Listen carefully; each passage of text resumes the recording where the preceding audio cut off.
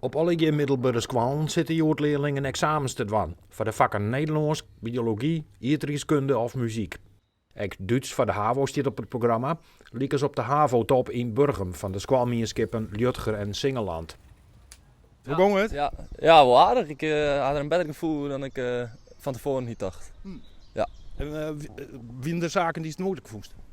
Er waren een soort woorden uit de tekst bijlitten en dan moesten ze dat zelf invullen en daar had ik wel aardig moeite mee.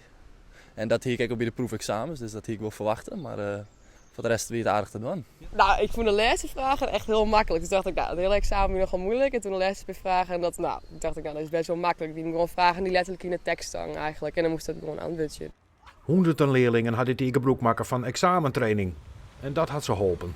Ik heb al 2 dagen examentraining hier op school gewoon. Maar verder gewoon thuis oefenen. Heel volle. Nou, weer een heel soort, hè, die het examentraining doen we dit hier. Best wel volle, ja. Maar het is ook wel handig. Dan ben je daaruit en heb je wat meer zelfvertrouwen. Daarom, inderdaad. Ik vind dit nooit zo moeilijk vak, dus ik ga net heel bot niet beste van dingen verder.